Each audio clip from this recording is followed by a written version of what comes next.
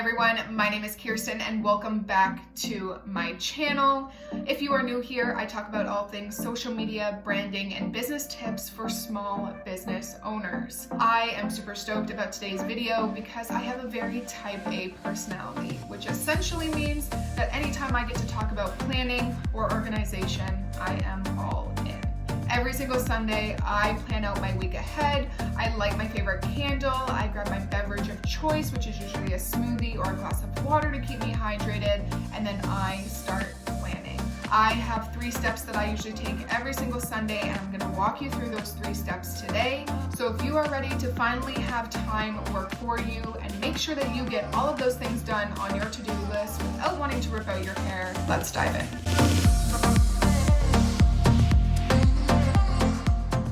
Before we get into the 3 steps, I like to make sure that my environment is not only comfy and cozy, but also inspires me to kind of get shit done. So as I mentioned at the beginning of this video, generally I will light a candle, I get some beverages that I feel will keep me hydrated. The planning process can take as long or as short as you want, but for me, it generally takes an hour to an hour and a half. And most often, I turn on some music that helps keep me inspired. Obviously, I'm not going to play music for the duration of this video, but that is typically what I would do on a normal Sunday. I used to be someone who swore by paper and pen. I had a paper journal, I had a paper planner, and I said that I would never go digital, but in 2020, I made the switch. For this video, if you are going to be kind of planning along with me, you will want to make sure you have something that you can take notes on, whether that be paper and pen or a digital software like the one that I use. For the past month or so, I have been using a platform called Notion. I use it for all of my note-taking purposes. I use it for reference logs and to store certain information that I want to make sure that I remember. It has been a saving grace. And I'm gonna walk you through a little bit of what my Notion looks like and how I kind of organize everything in this video. I think the easiest way for me to show you how I plan is to actually give you a screen recording of my screen so you can see exactly what I do on a daily basis. So let's do that. This is my Notion dashboard. I'm not going to get into the nitty-gritty of how to use Notion because when you download the app, it actually gives you a very thorough walkthrough of how to use it. It's something I highly recommend. Notion has been a game changer for me in my planning process ever since I started using it. On the left-hand side here, I'm going to break down for you what each of these folders is. I use a system called Getting Things Done by David Allen. I'm going to link the PDF version of the book in the description below. I have been using the Getting Things Done system for about 3 to 4 years now, and it has been something I absolutely swear by. I used to use a note-taking software called Evernote, but I've recently switched to Notion, and it has been a fantastic alternative. Before we get into the 3 steps to help you plan out your week, I'm going to walk you through what each of these folders is on the left-hand side, and then we'll get into the whole reason why you came to this video. My life dashboard is just a quick at-a-glance look at what my daily habits are and a quick reference to my weekly or my monthly reset. Next actions are a list of all of the next actions I would need to take in order to move any of my projects forward. Waiting for are any things or tasks that I am currently waiting on other people for. My weekly reset is an outline of the kind of journal prompts or elements that I want to write about the last week and about anything that is coming up in the current week. So what are my wins? How many actions do I have to take next week? Just kind of looking at everything at a bird's eye view, so on and so forth. Projects are a list of all of the different projects that I am currently working on. It is tied very closely to my next actions list, but essentially here you are going to list any projects that you are currently working on. Reference is anything that you want to keep for reference material. This could include a journal, a reading list like this. It could include a symptom log to keep track of any health-related things you want to keep an eye on, grocery list, recipes, gift ideas, and then I have a when did I last, which breaks down any house-related items that I did last so that I know when they need to be done in the future. Someday maybe is where you are going to kind of brain dump all of your dreams. Here you would list things like potential wedding venues you would like to have, maybe some kids' names that you like. It could be career goals that you have, or just anything that can happen in the future but doesn't need to happen right now, but you still want to keep it on your radar. I have in lifestyle some vacation spots that I'd like to go in the future, but they aren't on my projects list because I'm not planning for them right now. And then I have a completed folder where I drop all of the next actions that have been completed. So with that being said, I'm going to show you the very first step to kind of planning out your week. The very first thing you are going to do is get everything out of your head. I want you to make a list of all of the things, whether they're personal or for business, and write them out somewhere. If you are someone who uses pen and paper, jot it all down on a piece of paper. If you are someone who uses a digital software, jot it all down there.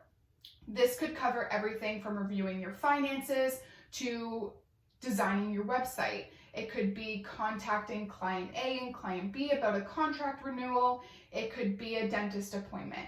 You are going to write down every single project you have that's floating around in your brain so that it is on paper and not in your head. Then, once you have your list of projects, I want you to organize them by due date or time sensitivity. Whatever needs to be done first and foremost, make sure you put that at the top of your list, and then some of those other projects that maybe aren't as time sensitive towards the bottom. Now that you've jotted down all of these projects, I want you to make sure that you are writing next to each project the very next action you need to take in order to move forward on that project. Right now, we're just kind of doing a brain dump, and then you can organize everything a little bit later. But for the purpose of this section of the video, I want you to just write down what that next action would be. Writing down your next actions is super important because every single project has one thing that needs to be done before you can move on to the next thing. So really making sure you have that list of your projects and what actions you need to take next in order to move forward on that project is going to be a game changer. From there, we can talk about kind of scheduling those tasks in and making sure that you are making space in your weekly calendar to get that shit done. In addition to writing down all of those next actions, I also want you to write down any appointments, any phone calls or meetings that you have, things that are already assigned to a specific time. Make sure you write those down. It's going to come in handy later. Once you have written down all of your projects and all of those next actions, it's now time to organize them in a little bit more of a clear format. I'm going to show you what my Notion platform looks like so that you can see how I lay out my next actions. And then from there, we head to our calendar. After I have listed all of my projects and I have the projects expanded here on the left-hand side, I go through each one and then I add my next actions to my next actions tab. As you can see here, I've broken down the next actions tab by my inbox, scheduled, doing, and done. The first thing you're going to do is take all of those next actions and pop them into your inbox. It's an area where you can store all of the different next actions that you have to do. Once you have all of your next actions listed here in your inbox, it's now time to go to your calendar. I personally like using Google Calendar because I can access it anywhere there is internet, and it transcends across all of my devices. So my phone, my laptop, if I had an iPad, I could access it there. And essentially, if I had access to anyone's computer, I could technically log into my Google Calendar and see what is coming. Now, when you are in your calendar, there are a couple things that I personally do that are in addition to my next actions. First and foremost, I add a bunch of different calendars here on the left-hand side. I like to have all of my calendars separate so that I can see exactly how I'm spending my time every single week. The first thing I do is I add in any of my daily tasks. So here you can see I have a specific calendar for my daily tasks so that when it's highlighted, I can see just that. These daily tasks are non-negotiables. I wake up at 5 a.m., I go to the gym where I get some type of movement, I get ready, I do a 5-minute power running, and then I have breakfast. My routine every single morning is the same. I have it this way so that I can ensure I am doing all of those things that I'd like to get accomplished every single day, like reading, writing, and getting some active movement. I also like to plan my breaks, my lunch, and when I'm going to have dinner. The reason for this is because as a freelancer, it's very easy to get lost in your time. So I make sure that in my calendar, I have allocated time to take a break and to have lunch and dinner. From there, I go ahead and I add in anything related to my personal life. So if I have appointments, if I have any FaceTimes, I have a FaceTime coming up with my grandma shortly, that all gets added in here because I don't want to forget about it. Whenever I put in something in here that has a time related to it, like a dentist appointment, I always make sure to allocate time for commuting. So as you can see, there's a separate time in here for commuting to the appointment and commuting home from the appointment. Then what I do is I add in my business tasks.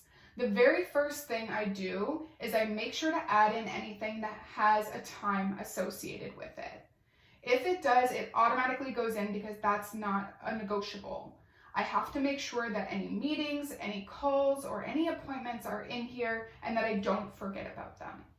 I like to organize any meetings by adding a little calendar icon to the meeting invite, just because it allows me to visually see when things are broken up.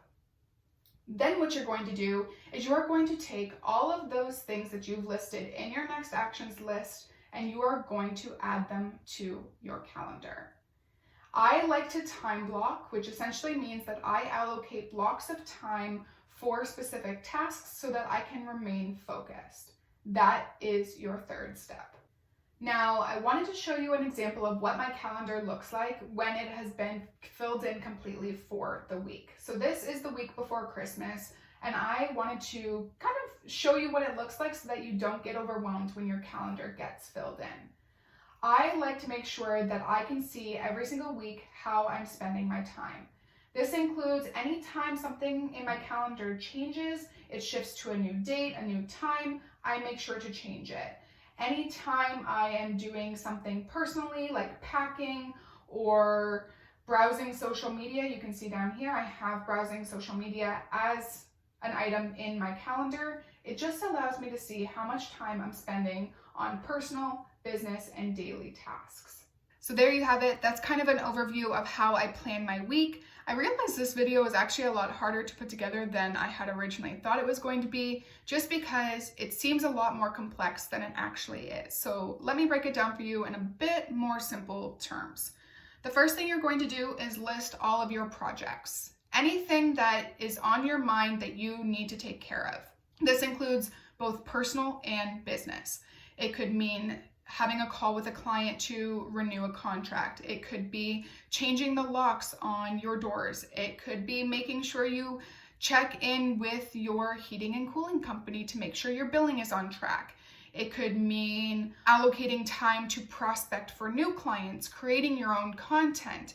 All of these things are projects that you need to work on to move the needle in your business. Step number 2 is to plan out what the next actions are going to be for each of those projects, because without those next actions, we cannot move forward and get those projects done. The next thing is to pick a calendar, whether you like it physical or you like it digital, but you are going to start listing out all of the things that you need to get done on your next actions list in your calendar. And lastly, number 3 is to make sure you are time blocking. So all of those next action items are going to get a spot in your calendar, and that is when you are going to do them.